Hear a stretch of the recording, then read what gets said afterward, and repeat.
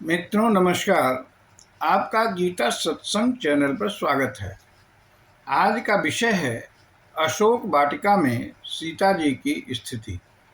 जो नए मित्र हों वो कृपया चैनल को सब्सक्राइब कर दें, लाइक और शेयर भी करें ताकि यह राम कथा सब जन जन तक पहुंचाई जा सके। पिछले वीडियो जो हनुमान विभीषण संवाद के नाम से थी में हम सुन चुके हैं कि हनुमान जी विभीषण के घर आराम किया और विभीषण से सीता जी तक पहुंचने का मार्ग समझ वे चल पड़े। गोस्वामी जी कहते हैं, जुगुत विभीषण सकल सुनाई, चले पवन सुत विदा कराई, करि सोई रूप गयऊ पुनि तहवा, बन अशोक सीता रह जहवा। तो विभीषण जी ने सारी युक्ति बता दी और हनुमान जी सीता माता के दर्शन हेतु अशोक वाटिका की तरफ चल पड़े। अशोक वाटिका में एक अशोक वृक्ष के नीचे माँ बैठी हुई थी। वे कैसी दिखी? गोस्वामी जी कहते हैं, निज पद नयन दिए, मन राम पद कमल लीन, परम दुखी भा पवन सुत, देखी जानकी दीन। माँ सीता बहुत कृशतन की हो गई थी। कृशतन शीश जटा एक वेनी, जपत हृदय रघुपति गुण श्रेणी। यानी कि उनकी शरीर तो दुबली हो गई थी, सर पर एक वेणी रह गई थी और हृदय में भगवान श्री राम जी के गुण को गाती रहती थी। अपने ही पैरों की तरफ वो देखती रहती थी और मन तो राम जी के चरणों में लीन था। माँ की ये स्थिति देख हनुमान जी बहुत दुखी हो गए। मन में ही प्रणाम किया और उसी अशोक वृक्ष के ऊपर पत्तों के बीच में वे छुप गए और अनुकूल स्थिति की तलाश करने लगे।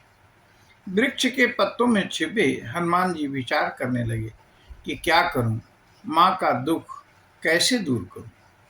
ठीक उसी समय बहुत सी स्त्रियों के साथ लिए हुए सज धज कर रावण वहां आ गया। आते ही सीता जी से बोला, सुंदरी, मेरा प्रण है कि मंदोदरी आदि सभी रानियों को तुम्हारी अनुचरी बना दो। बस एक बार मेरी तरफ देख भर लो। सीता जी स्वयं और रावण के बीच एक तृण को रखकर बोली, तृणधरि ओट कहति वैदेही, सुमिरि अवधपति परम स्नेही। तो गोस्वामी जी कहते हैं कि स्वयं और रावण के बीच में एक तृण को रख दिया। तो तृण भी धरती से उत्पन्न है और सीता जी भी भूमिजा हैं, धरती से ही उत्पन्न है, तो तृण उनका भाई हुआ। इस तरह से सीता जी ने रावण और स्वयं के बीच में भाई को रख करके कहती हैं, परम प्रिय राम जी को स्मरण करके कहती हैं, अरे रावण, तू तो खद्योत है और राम जी सूर्य हैं। कमलिनी सूर्य को देखकर ही खिलती है, कभी खद्योत के सामने नहीं खिलती। अब रावण ने स्वयं को खद्योत, राम को सूर्य सुना। आप ही सुनि खद्योत सम, राम ही भानु समान, परुष बचन सुनि काढ़ियसी, बोला अति खिसियान। तो ऐसे कठोर वाणी को सुन करके अत्यंत क्रुद्ध होकर के रावण कहने लगा कि हे सीता, मैं तुम्हारा सर इस खड्ग से काट डालूंगा। क्यों? क्योंकि तुमने मेरा बहुत बड़ा अपमान किया है। आप तुम्हारा जीवन तुरंत ही समाप्त हो जाए, इसलिए मेरा कहना मानो और मेरे महल में चलो, नहीं तो जीवन बचेगा नहीं। सीता जी विलाप करते हुए कहती हैं, मूर्ख, मेरा प्रण भी सुन लो। मेरे गले में या तो श्री राघवेंद्र सरकार की भुजाएं होंगी या तो यह तुम्हारा खड्ग। फिर वे चंद्रहास खड्ग से कहती हैं, हे चंद्रहास खड्ग, मेरी विनती सुनो, जल्दी से मेरा सर शरीर से अलग कर दो, मेरे पर ये उपकार कर दो, रघुपति विरह से मुक्ति दिला दो। ऐसा सुन रावण मारने को दौड़ा और तब मंदोदरी ने कहा, स्त्री पर हथियार चलाना नीति विरुद्ध है।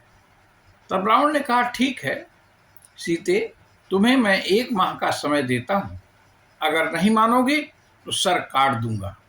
मास दिवस महु कहा न माना, तो मैं मार बिकाढ़ी कृपाना।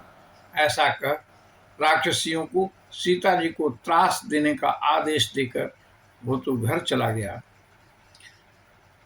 वो तो घर गया, लेकिन यहाँ पिशाचनियां सीता जी को विभिन्न तरीके से कष्ट देने लगी। अब हम अपनी वाणी को यहीं पर विश्राम देते हैं और शेष कथा अगली वीडियो में सुना जाएगा। तो आइए हनुमान जी का नाम लेते हैं।